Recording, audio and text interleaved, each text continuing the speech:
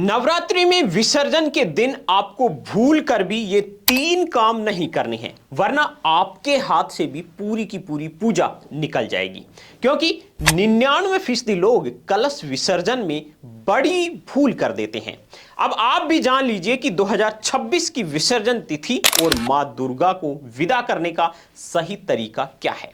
दोस्तों, नवरात्रों में पूरे 9 दिन तक उपवास रखना, माता की चौकी सजाना और अखंड ज्योति जलाना, हम अपनी तरफ से भक्ति में कोई कमी नहीं छोड़ते। लेकिन क्या आप जानते हैं कि विसर्जन के समय की गई महज 2 मिनट की एक छोटी सी गलती आपकी पूरी 9 दिनों की तपस्या पर भारी पड़ सकती है। जी हां, लोग पूरे 9 दिन बड़ी श्रद्धा से मां दुर्गा की उपासना करते हैं, पर आखिरी दिन कलश विसर्जन के समय कुछ ऐसी अनजानी गलतियां कर बैठते हैं जिनसे पूरी की पूरी पूजा का फल निष्फल हो जाता है। शास्त्रों में स्पष्ट रूप से बताया गया है कि विसर्जन की प्रक्रिया उतनी ही महत्वपूर्ण है जितनी कि कलश स्थापना की। अगर विसर्जन सही तरीके से सही मुहूर्त में ना किया जाए तो ये न केवल मानसिक अशांति बल्कि आर्थिक और शारीरिक नुकसान का भी कारण बनता है। तो आज के इस वीडियो में हम विस्तार से जानेंगे कि साल 2026 में चैत्र नवरात्रि के दौरान कलश विसर्जन की सही तिथि क्या है, वो कौन सी गलतियां हैं जिन्हें आपको भूल कर भी नहीं दोहराना चाहिए। दोस्तों, सबसे पहले तो आपको बता दें कि इस साल यानी 2026 में चैत्र नवरात्रि का पर्व 19 मार्च से शुरू होकर 27 मार्च तक चलेगा। भक्तों के लिए सबसे महत्वपूर्ण बात यह है कि इस बार नवरात्रि पूरे 9 दिन की है, जिसका अर्थ है कि मां की कृपा प्राप्त करने का आपको पूरा अवसर मिल रहा है। विसर्जन की बात करें तो शास्त्रों के अनुसार कलश विसर्जन हमेशा 10वीं तिथि लगने पर या 9वीं तिथि के समापन के बाद शुभ मुहूर्त में किया जाना चाहिए। साल 2026 में 27 मार्च को महानवमी है और इसी दिन राम नवमी का उत्सव भी मनाया जाएगा। विसर्जन और पारण के लिए 27 मार्च की दोपहर के बाद का समय और 28 मार्च की सुबह का समय विशेष रूप से फलदायी माना जा रहा है। तिथि के इस फेरबदल को समझना इसलिए जरूरी है क्योंकि अनुचित समय पर किया गया विसर्जन घर की सकारात्मक ऊर्जा को बाधित कर सकता है। अब बात करते हैं उन गंभीर गलतियों की जो अक्सर विसर्जन के दौरान की जाती है। सबसे पहली और बड़ी गलती है कलश के पानी का अपमान। कई लोग विसर्जन के बाद कलश के जल को इधर उधर फेंक देते हैं या गंदे नालों में प्रवाहित होने देते हैं।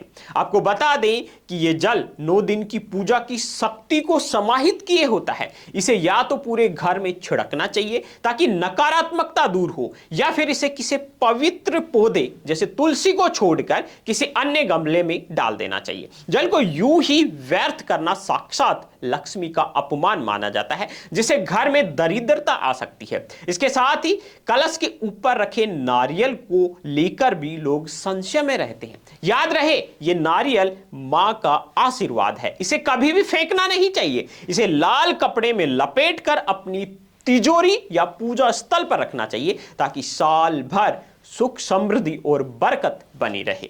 एक और महत्वपूर्ण बात जो आपको ध्यान में रखनी है, यह है विसर्जन के समय इस्तेमाल होने वाली सामग्री का प्रबंधन कैसे करना है। दोस्तों, अक्सर देखा जाता है कि लोग विसर्जन के नाम पर नदियों और जलाशयों में प्लास्टिक, चुनरी और पूजा की अन्य सामग्री फेंक देते हैं। धार्मिक दृष्टि से यह नदी माता का अपमान है और वैज्ञानिक दृष्टि से प्रदूषण। आपको बता दें कि मां दुर्गा की विदाई भावपूर्ण होनी चाहिए, न कि असावधानी भरी। कलश की राख और बोए गए जौ को किसी साफ मिट्टी में दबा देना चाहिए या बहते हुए शुद्ध जल में ही प्रवाहित करना चाहिए। अगर आप विसर्जन के तुरंत बाद घर आकर बिना हाथ पैर धोए अन्न ग्रहण करते हैं तो यह भी दोषपूर्ण माना जाता है। विसर्जन के बाद दान पुण्य का विशेष महत्व है, इसलिए सामर्थ्य के अनुसार जरूरतमंदों को भोजन कराना ना भूलें।